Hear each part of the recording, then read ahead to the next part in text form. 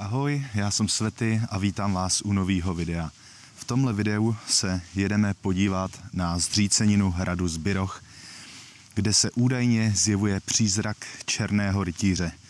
Autem jsem dojel na parkoviště Michovka a od Michovky ke hradu už to je asi 1,5 kilometru po zelený pěšky. Takže jdeme tam.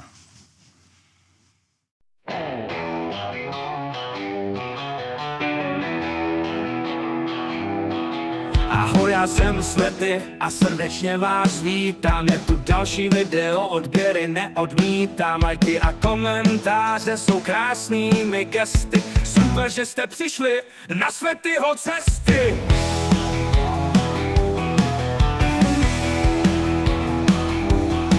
Svetyho cesty jsou autem, pěšky nebo na kole, přes hory, přes lesy a nebo přes pole. Cesty ke splnění našich snů, po kterých tak toužíme. Žijeme jen jednou, splnit si je zasloužíme.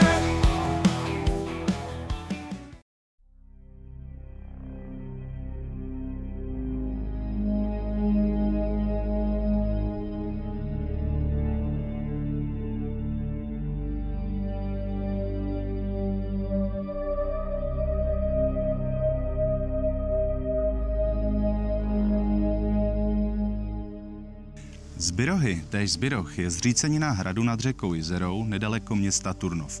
Postaven byl ve 14. století na zbirožských skalách. Dochovala se z něj věž, opěrné zdi a sklepení. Hrad je chráněn jako kulturní památka. Hrad měl nejméně 4dílné dispoziční řešení. Stavební vývoj měl nejspíše 2 fáze. Podoba hradu byla silně ovlivněna terénní situací na lokalitě a tvarem pískovcových skal. Na východní straně bylo pravděpodobně předhradí nebo vnější opevnění.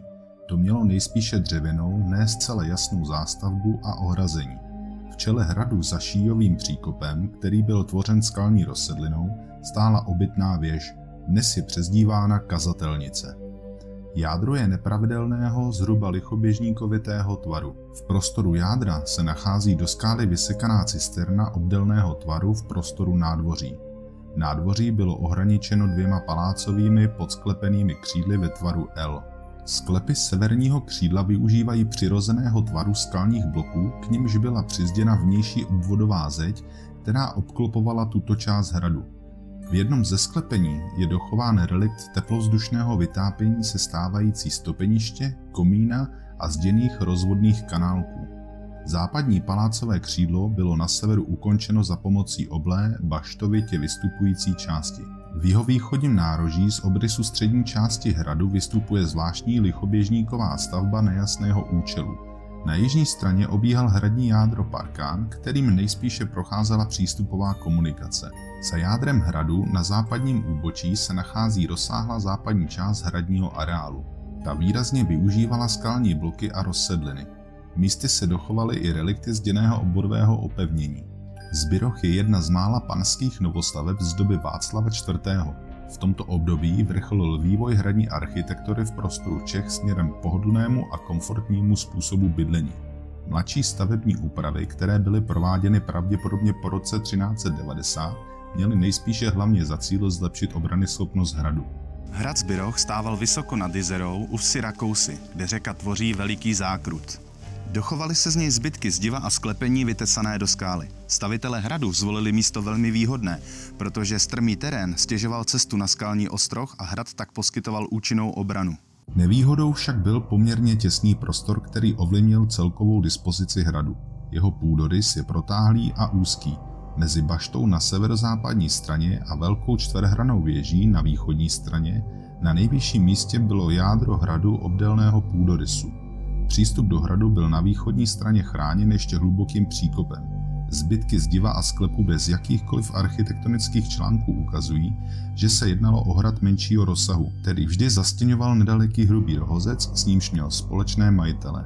Kdy byl hrad Zbiroh založen, není v pramenech doloženo. Lze ale předpokládat, že se tak stalo v první polovině 14. století, kdy na Turnovsku vládli potomci Havla z Lemberka. Zřejmě pro jednoho z nich se stal Zbiroh sídlem. Doložitelně se v písemných pramenech Zbiroh objevuje za krále Václava IV. kdy jej spolu s Hrubým Rohozcem držel přední český velmož Markvart z Wartenberka. Markvartovy spory s lužickými městy Zhořelcem a Žitavou nebyly vyřešeny k jeho spokojenosti a tak začal přepadávat a olupovat jejich kupce. Král Václav IV. Proto vypravil proti Markvartovi vojsko, které oblehlo jeho hradby Hrubý Rohozec, Zbiroh až Dleby. Dobilo je a Markvarta samého zajalo. Někteří historici kladou tuto událost do roku 1388, jiní zase do roku 1390. Markvartovy statky byly konfiskovány a později opět prodány. Zbiroh získal Ota z Bergova, pána na troskách, přední člen protikrálovské panské jednoty a později i odpůrce husitství. Jeho syn Jan však stál na straně husitské a byl zajat v bitvě u Lipan. Za husitství se vojenské události Zbirohu vyhnuly. V následujících letech dlouhého bezvládí a zmatku v zemi se stal spolu s jinými hrady v této oblasti opěrným bodem loupeživých rod. Proto byly tyto hrady na počátku 40. let 15. století obléhány krajskými vojenskými hotovostmi a obvykle zbořeny. Na hrad Zbiroh došlo v roce 1442. Byl pobořen a v době smrti Jana z Bergova kolem roku 1458 se v jeho pozůstalosti uvádí již jako pustý. Roku 1613 při dělení panství Pustý hrad připadl Janu Jiřímu z Wartenberka.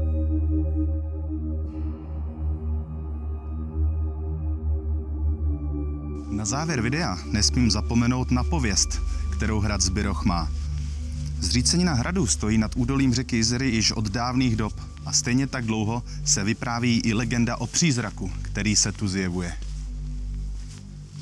V prastarých neklidných časech husitských válek sídlil na hradě pán podporující Zikmunda v boji proti kacířským husitům.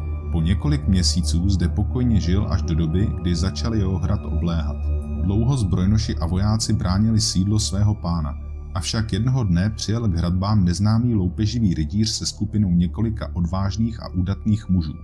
Rytíř naháněl každému strach, v brnění černém jako havraní peří seděl na vraníkovi s jiskřivýma očima a rudý chochol na přilbici jako by symbolizoval krev, která bude v boji prolita. Proto také začali rytíře nazývat Černým rytířem. Krutý boj tenkrát svedli s obránci hradu, ale nakonec se podařilo loupeživým rytířům sídlo dobít. Neznámí páni se na hradě usídlili jen nakrátko. Zikmund na ně poslal své vojsko, které Zbirohy zapálilo. Tak hrad roku 1422 vyhořel a kumpáni Černého rytíře nalezli v plamenech smrt a ti, co přežili, museli sídlo opustit. Černý rytíř se chtěl zachránit skokem z hradeb, byl ale dopaden a co by šlechtic sťat mečem.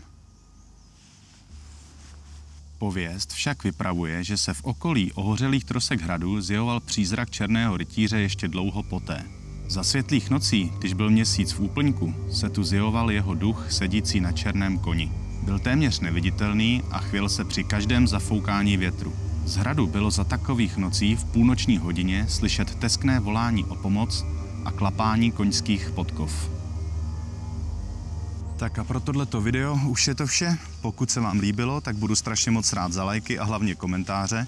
Pokud ještě nemáte odběr, tak to právě teď můžete napravit. Nezapomeňte zaškrtnout zvoneček, aby vám neuteklo další pěkný video a já se budu těšit zase příště. Mějte se báječně, ahoj!